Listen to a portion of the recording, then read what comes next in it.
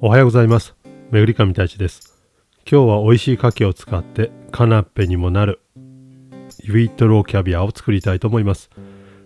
このルセットですけどもエスコフェに載っています。少しだけアレンジしましたので一緒に作っていきましょう。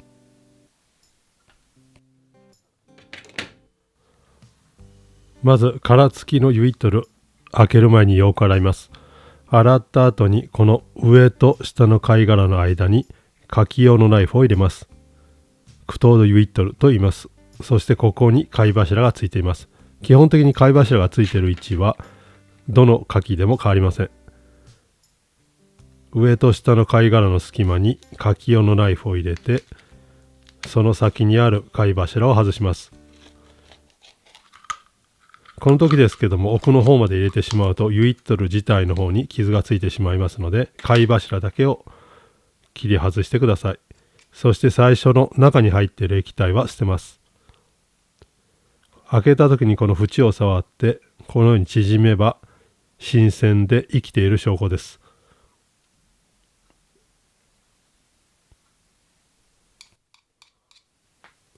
また牡蠣を開ける動画は他にありますのでそちらを参考にしてください。それではもう一つ開けます。今回素手でやってますけども必ず左手、牡蠣を持つ方の手にはトーションもしくは軍手などをして怪我をしないように気をつけて牡蠣を開けてください。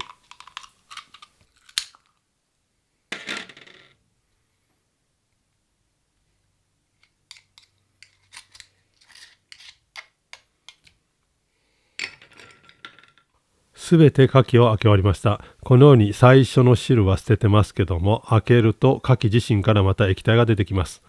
その液体の中で一つずつ牡蠣を洗っていきます。こうすることによって開けるときに出た貝殻の破片を取り除くことができます。残った液体をこします。そこに白ワインを入れて今から牡蠣の方を火を入れていきたいと思います。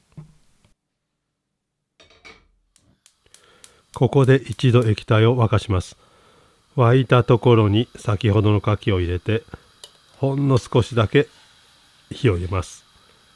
生よりも軽く火が入った方が甘みが増してより牡蠣の味が美味しいと思います。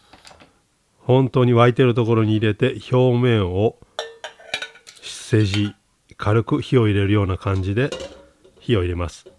火を入れたら液体ごとボウルに移して一気に氷水で冷やしていきます。この液体の中で冷やすことによってよりジューシーでしっとりと仕上がります。完全に冷えたところで一つずつ牡蠣を引き上げて水気を切ります。その後貝柱の部分とお腹のぷっくり膨れた部分を分けていきます。この貝柱の部分も非常に牡蠣の味が詰まっていて美味しいので捨てることなく使っていきたいと思います。この部分まずコンカッセにしていきます。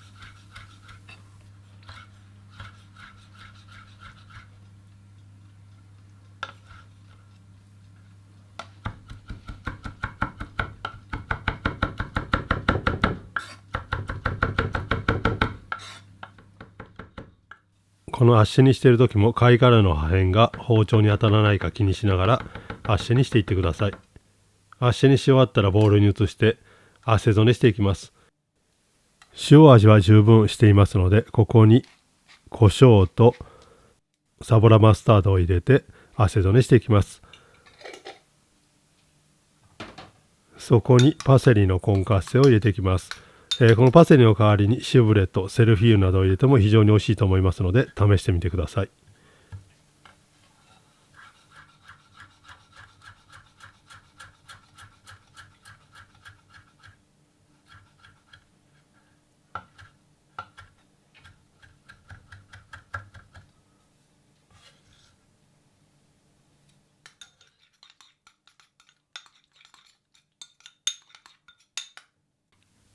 それではトーストを用意していきます。今回は軽くルヴァンで作ったカンパーニュを使っています。多少酸味のあるパンの方が美味しいと思いますので、好みでパンは選んでください。厚さはだいたい 1.5 センチぐらいの厚さにして、美味しいオリーブオイルをかけてサラマンダ、天日もしくはオーブンできっちりとトーストしていきます。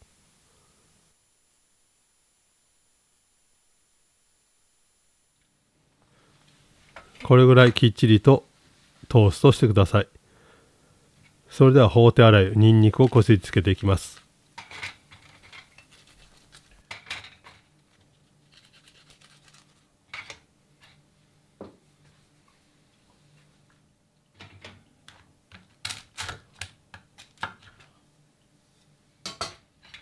一口大に切ったトーストの上に先ほどのタルタルを置いていきます。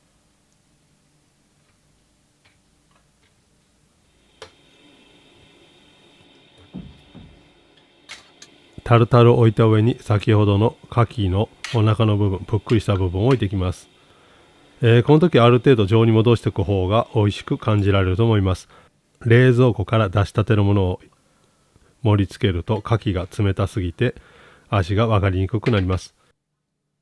このままでも十分美味しいですけども、最後にキャビアを乗せます。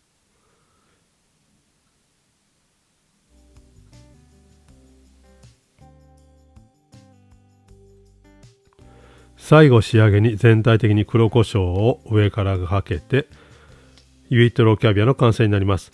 このカナッペですけども、やはり食べる直前に盛り付けた方がより美味しいと思います。